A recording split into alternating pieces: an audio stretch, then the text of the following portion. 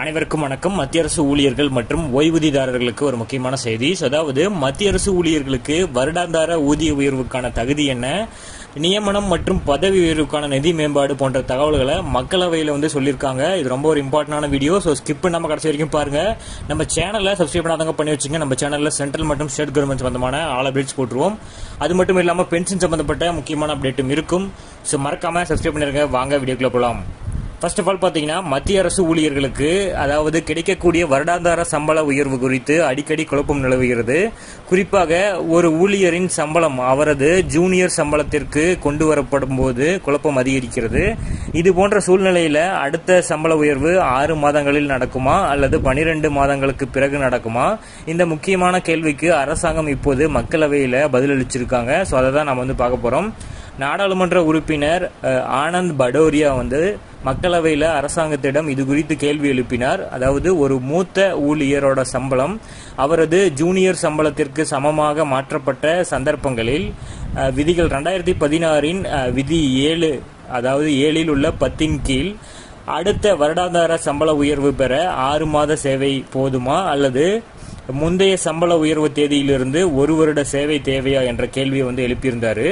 So இதற்கு பதிலளித்த நிதியமைச்சர் அதாவது நிதித்துறை இணையமைச்சர் பங்கஜ் சௌத்ரி அவர்கள் 7வது ஊதிய குழுவின் ஊதிய கட்டமைப்பில் அடுத்த ஊதிய உயர்வு தேதி மத்திய சிவில் சர்வீஸ் விதிகள் 2016 விதிகளின் பிரகாரம் பார்த்தோம்னா நிர்வகிக்கப்பட்டு வருகிறது என்பதை தெளிவுபடுத்தியிருக்காரு.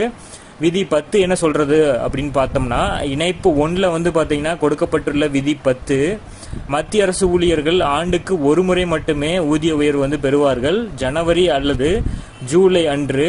இது அவர்களோட நியமனம், பதவி உயர்வு அல்லது நிதி மேம்பாடு தேதியை பொறுத்து கூறப்படுகிறது. ஸோ அடுத்ததா ஜனவரி 2 முதல் ஜூலை 1க்குள் ஒரு ஊழியரோட பதவி உயர்வு பெற்றால் அவர் அடுத்த ஊதிய உயர்வை ஜனவரி 1 அன்று பெறுவார்கள். மேலும் பதவி உயர்வு ஜூலை 2 முதல் ஜனவரி 1க்குள் இருந்தால் அடுத்த ஊதிய உயர்வு ஜூலை 1 அன்று வழங்கப்படும். ஸோ 2 பே ஸ்கேல்கள் இணைக்கப்பட்டு சீனியரை விட ஜூனியருக்கு அதிகமான ஊதியம் வழங்கப்பட்டால் சீனியரின் ஊதியம் ஜூனியரின் ஊதியத்திற்கு சமமாக வழங்கப்படும். மேலும் இந்த விதிகளின் பிரகாரம் அடுத்த ஊதிய உயர்வு வழங்கப்படும். ஸோ இதன் பொருள் என்னன்னா, மூத்த ஊழியரின் சம்பளம் ஜூனியரின் சம்பளத்திற்கு சமமாக வழங்கப்பட்டாலும் ஒரு முழு ஆண்டு நிறைவடையும் வரை அடுத்த சம்பள உயர்வு வழங்கப்படாது. 6 மாத சேவையே போதுமானதாக கருதப்பட்டது. ஸோ அடுத்தது இந்த தெளிவுபடுத்தல் அவசியம் அப்படிங்கிறத சொல்லியிருந்தாங்க. சமீபத்தில் பல ஊழியர் அமைப்புகளும் தனிப்பட்ட ஊழியர்களும் பதவி உயர்வுக்கு பிறகு அடுத்த சம்பள உயர்வு எப்போது வழங்கப்பட வேண்டும் என்ற பிரச்சனையை எழுப்பியுள்ளனர். இது குறித்து தெளிவு இல்லாததால் பல துறையில் குழப்பங்கள் ஏற்பட்டது. இந்த பதிவு மூலம் இது தற்போது தெளிவாக இருக்கு. அகவிலைப்படி அதிகரிப்பு எவ்வாறு தீர்மானிக்கப்படுகிறது என்பதை அறிந்து கொள்ளலாம். அதாவது 12 மாத ஏஐசிபியின் குறியீடு பிரகாரம் இந்த டிஏ கணக்கிடப்படுகிறது.